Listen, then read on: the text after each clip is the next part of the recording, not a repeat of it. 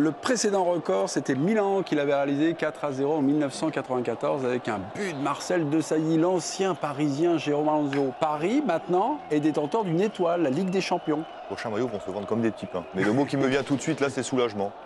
Ah, c'est soulagement. Ouais, peut-être soulagement pour les efforts consentis depuis ces années, pour tous les amoureux du club, les suiveurs. Tu te dis, à chaque fois, ça tourne pas, qu'est-ce qui manque, Et donc là, je pense que c'est soulagement et je pense surtout qu'on est au début de quelque chose. Parce que cette équipe est très jeune. Elle a de la marge, j'ai l'impression qu'elle a de la marge encore. Et donc ce soir, je suis évidemment très heureux et très fier. Je suis soulagé aussi et je pense qu'on n'est pas au bout de nos surprises. J'ai oublié, elle était en train de regarder le site internet, les réseaux sociaux, et choses comme ça, de Sophie Bernardi. Bah oui, vous allez bosser ce soir, oui. Il se passe des trucs, là, vous êtes en train de compiler quelques réactions. Une réaction présidentielle, si vous voulez.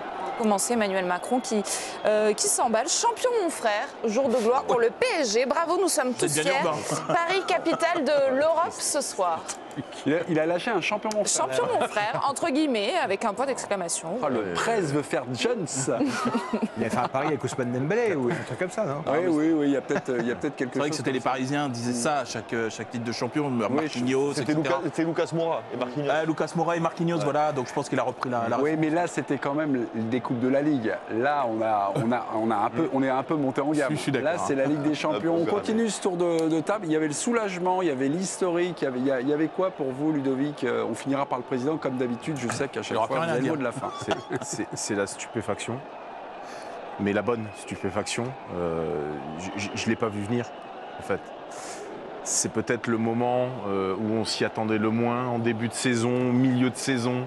On s'est dit après Mbappé, la reconstruction va mettre un temps fou. Ça n'a pas attendu longtemps, le nom Mbappé.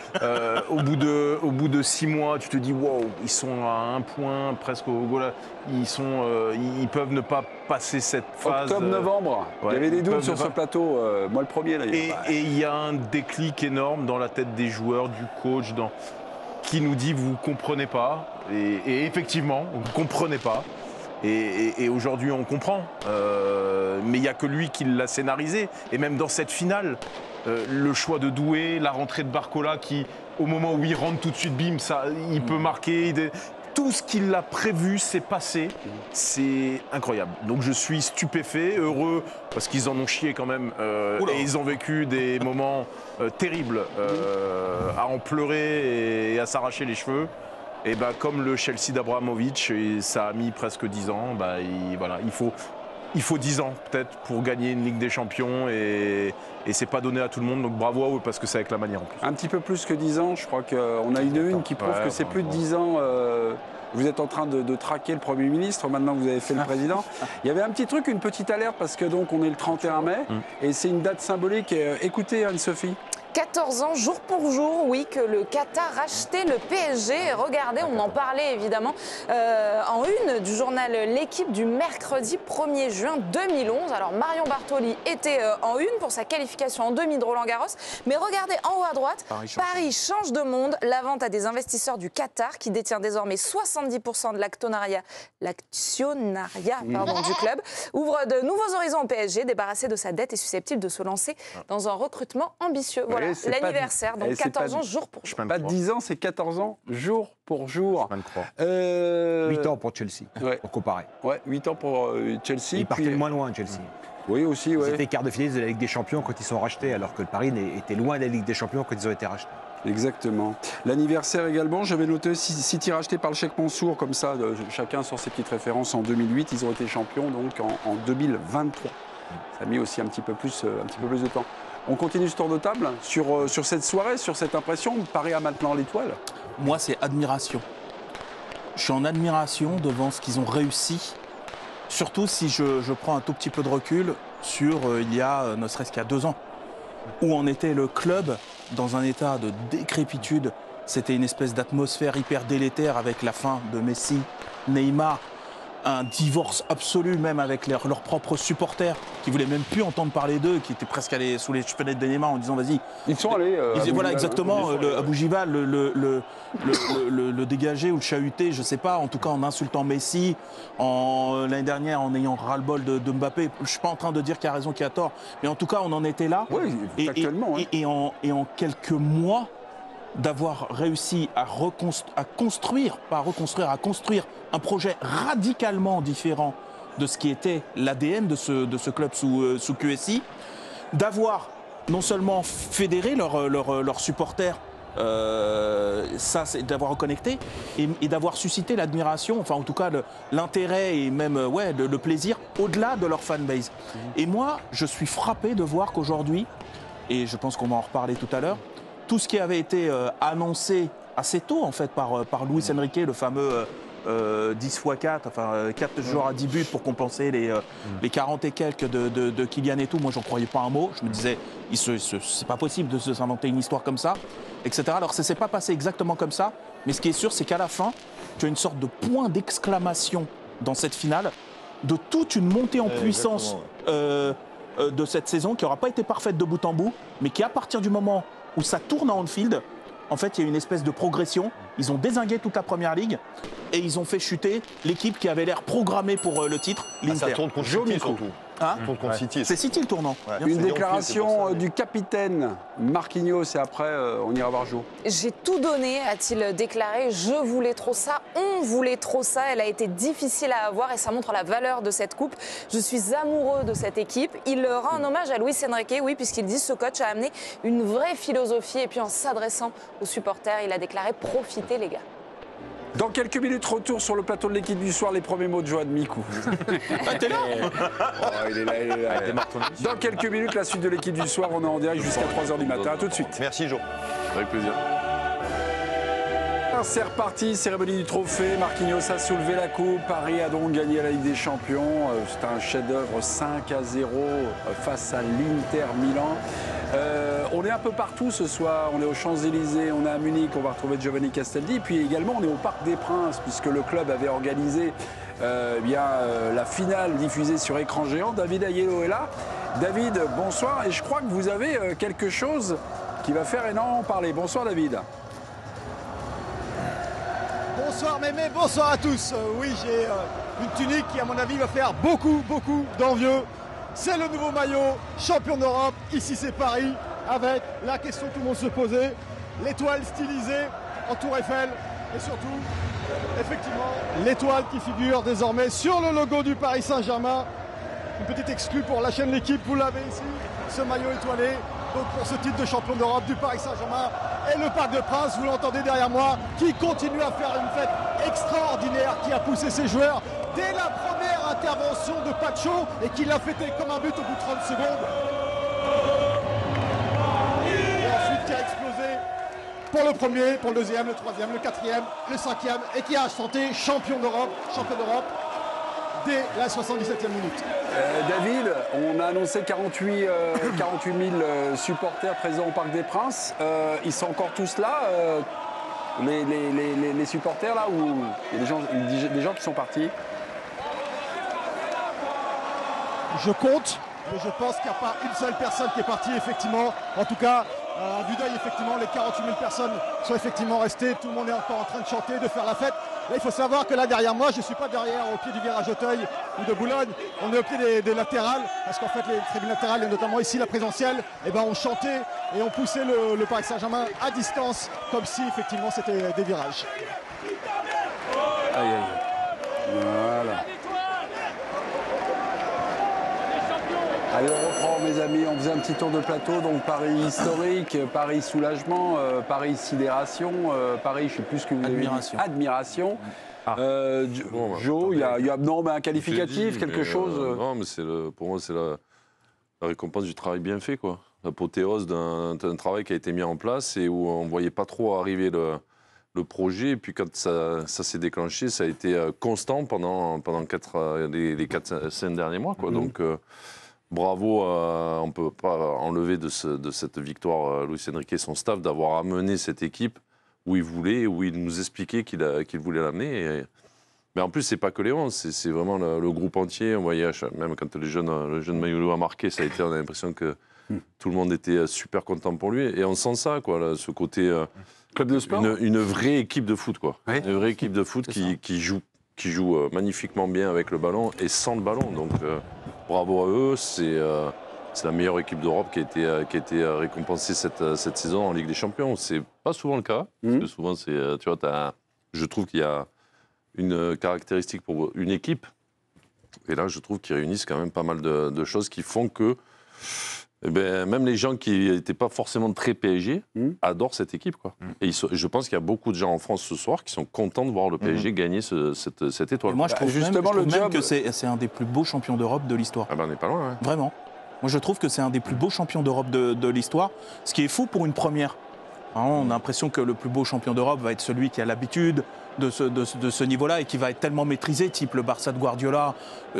On pense souvent à celui de 2011, qui est vraiment une espèce de sommet du jeu, évidemment, et ça reste une référence, comme le Milan de Sacchi ou des choses comme ça. C'est pour ça que dire que c'est le plus beau champion d'Europe de l'histoire, non, j'ai dit un des plus beaux. C'est l'émotion de l'instant. Non, j'ai dit un des plus beaux, parce que moi... Des grandes équipes dans l'histoire des 70 ans de Coupe d'Europe, il y en a eu d'autres que celles qu'on a vues ce soir. Là, on est dans l'émotion de l'instant. Non, Stéphane. C'est une finale, on a rarement vu une finale à sens unique comme ça c'est vrai. Mais non, moi je prends tout le parcours. C'est-à-dire que sortir ce Liverpool-là, de cette manière-là, à l'aller comme au retour, je suis désolé, c'est énorme. Sortir cet Aston Villa-là dans le combat, alors ok, ça a tremblé, etc. Mais à l'aller, ils font un vrai gros match. Tu peux pas faire 8 matchs impeccables. Arsenal, ils ont quand même été maîtrisés globalement sur l'ensemble de la double confrontation. Et tu t'attends à l'équipe poison par excellence, l'Inter Milan, qui, elle, a l'expérience de la finale perdue il y a 2 ans, et ils mettent la plus grosse raclée de l'histoire. Et dans ton histoire, tu es quasiment éliminé mathématiquement fin novembre. Exactement. Et donc moi je trouve que tout ce récit-là, franchement, je trouve que ça en fait, pas le plus beau évidemment, mais un des plus beaux. Moi je trouve que ce sera un champion marquant, au-delà de la France. Quelques réactions. La première réaction était le président de la République. La suite, c'est quoi, Anne-Sophie ? C'est peut-être la réaction la plus attendue de la soirée, celle de Kylian Mbappé. Elle ne s'est pas fait tarder. Dès le coup de sifflet final, il a publié sur son compte Instagram ces mots: le grand jour est enfin arrivé. La victoire est avec la manière de tout un club. Félicitations PSG. Et l'autre réaction, celle de Giovanni Castaldi du côté de Munich. Giovanni, bonsoir. Giovanni, je vous raconte ce que nous, on voit en France. Vous allez nous raconter, vous, ce que vous voyez à Munich. En France, les Champs-Élysées commencent à se remplir tranquillement. Du côté du Parc des Princes, l'enceinte est toujours pleine comme un œuf. 48 000 supporters qui n'ont pas voulu quitter l'enceinte. Et pour vous, ce soir, du côté de Munich, racontez-nous ce qu'il y a un petit peu autour de vous. Giovanni, bonsoir. Bonsoir Mémé, bonsoir à tous. Écoutez, c'était une finale un petit peu surréaliste. Voilà, c'est vrai que très vite on a vu que le Paris Saint-Germain était au-dessus. Et pour ce qui est de l'ambiance, de la ferveur, en fait à partir du 4e but parisien, là vraiment tout le monde a lâché les chevaux. Le staff y compris Luis Enrique, et les célébrations étaient magnifiques. On a vu Marquinhos s'écrouler dans un premier temps. Lui qui a vécu tant de galères avec le Paris Saint-Germain, il a fondu en larmes. Et c'était assez émouvant de voir tous les joueurs quand même comme ça avec leur entraîneur. Alors bon, là c'est le récit, c'est l'euphorie de la finale, mais on voit quand même qu'il s'est noué quelque chose d'exceptionnel. Pour ce qui est des supporters, ils ont crié rapidement: on est chez nous, on est chez nous. Ils ont quand même attendu sur le on est les champions. On sent que c'est les supporters du PSG et qu'ils ont été vaccinés un petit peu plus tôt dans cette histoire de la Ligue des Champions. Mais voilà, c'était une soirée magnifique, et je ne sais pas ce que vous avez ressenti devant la télé, mais un tel écart sur une finale, c'est rarement arrivé. C'était assez impressionnant, et des moments c'était embarrassant pour l'Inter. Très honnêtement, parce qu'il y a un degré de maîtrise, d'intensité des Parisiens, c'était assez surréaliste. Giovanni, c'est la finale et le score record. Jamais dans toute l'histoire de la Ligue des Champions sur 70 finales. Donc il y a eu un tel écart et un tel score de 5-0. Le dernier record était détenu par le Milan AC 94, 4-0 contre le Barça de Johan Cruyff. J'ai vu passer un petit tweet là. Est-ce que vous pouvez nous le remettre parce qu'on peut le commenter? C'est Connect et tout ça, mais comme je ne l'ai pas noté, voilà. Alors, sur Connect, cela fait plusieurs années que je dis que le PSG gagnera la C1 lorsque Mbappé partirait, lorsqu'ils arrêteront leur équipe. Bling bling. C'est un bon raccourci, mais en tout cas, c'est ce qui s'est produit ce soir. Qui a dit ça? C'est Monsieur Squatty. Monsieur Squatty, c'est voilà, c'est. Oui, après, c'est ce qui va beaucoup se dire dans les prochains jours, évidemment. Ouais. Évidemment. Et on peut pas l'empêcher. Alors, est-ce qu'on l'évoque dès maintenant ou on est encore sur l'euphorie? On ne peut pas empêcher de parler du fait que cette équipe joue ensemble sans lui. Et dans le même temps, il part au Real Madrid, dans une équipe qui était collectivement plutôt bien huilée et qui ne se retrouve plus. Donc oui, il sortira toujours son épingle du jeu, il mettra toujours ses 30-40 buts dans la saison. Mais après, à quel prix, quoi? Alors, est-ce qu'on préfère avoir un joueur comme ça qui va te mettre des buts, mais qui déséquilibre toute une équipe et où tu ne peux pas construire quelque chose? Je crois qu'on préfère comme gagner, on le voit ce soir. Non, mais comme tu le vois cette saison. Où, voilà, je trouve que c'est un joueur qui sortira toujours son épingle du jeu, mais qui peut te fracasser une équipe. Dans la narrative, c'est le grand perdant de la saison. C'est-à-dire qu'effectivement, cette espèce de bascule entre lui qui part et dont tu penses, enfin, moi je pensais que c'était difficilement remplaçable Kylian Mbappé, qu'il allait falloir que quelqu'un mette ces buts-là, etc. Je me suis dit, il surestime Luis Enrique sa capacité à répartir l'effort et l'efficacité sur... C'est un joueur à 40 et 10 joueurs à 40. Voilà, c'était ça son principe, son postulat de départ. Moi, j'y croyais pas. C'est quand même un peu l'histoire du foot que de voir que quand un grand joueur part, un joueur emblématique d'une équipe part, et continue de gagner sans lui. 93, papa L'OM, voilà. Mais des exemples comme ça, il y en a. Elle gagne autre chose sans lui. Elle gagne le trophée qui, depuis 15 ans, court après. Ce que tu ne sauras jamais, malheureusement, Johan, c'est est-ce qu'elle aurait gagné avec lui cette année? Non, parce que tu n'aurais pas eu cette équipe sans lui et que le Real qui est... Non, mais tu n'aurais jamais eu ce style d'équipe. A perdu avec lui. Tu n'aurais jamais eu ce style d'équipe qu'on voit et que tout le monde adore, en fait. Je crois que le point de bascule pour Paris, c'est Luis Enrique. Voilà. Et je crois que c'est le premier coach qui a réussi à prendre le pouvoir dans ce club véritablement et à appliquer. La preuve, c'est que justement, dans le cas Mbappé, c'est un cas très intéressant. Parce que il était là quand Luis Enrique était là. Oui. Enfin, les gars, ils sont en demi-finale de la Ligue des Champions. Ils ne sont pas non plus sortis. Elle n'est pas de nulle part, cette équipe. C'est la continuité de celle de l'année dernière. C'est pas la même. Et du travail de Luis Enrique. C'est-à-dire que si tu parles, est-ce que si Mbappé était dans cette équipe-là, honnêtement, ce soir, jamais, non, mais ça, jamais des discussions jamais il est en capacité, il est en capacité de le faire, mais jamais dans l'envie, il ne fera ce que Dembélé a fait ce soir sur le pressing, en tant que leader. Sur les courses à vide. Si on parle des images, et ça change tout. Ludo, les images marquantes de cette finale. Moi, j'en ai pas là à la mi-temps. Ah, les images marquantes, parce qu'on aura un petit thème dans quelques secondes. Non, parce que c'est lié. Alors, je fais très vite. Ok, un teasing. Tout à l'heure, tu dis rien alors. Le premier pressing de Dembélé à la 3e minute. Ok. Le dernier pressing Dembélé à la 90e minute. Ça veut dire qu'il l'a fait entre 10 et 20 fois sur Sommer. Ma question, elle est toute simple. Est-ce que Kylian aurait pu le faire parce que ça change pas tout le match, parce que je pense qu'on était très au-dessus. Mais en tout cas, Dembélé cet aspect-là du match... Oui, mais Dembélé, en plus, qui aurait pu... Enfin, il est dans l'attente de quelque chose de super ce soir. Il n'est pas le meilleur de la finale ce soir. Mais son match est exemplaire. C'est un match de sacrifice. Son match est exemplaire. Non, mais en tout cas, à la mi-temps, vous disiez vous-même que c'était le Parisien le moins en vue. Donc, vous voyez, il y a des paradoxes. Non, c'est intéressant. Sur le plan offensif, mais pas dans l'état d'esprit. Non, mais en miroir, disons que Mbappé va pas échapper aux critiques.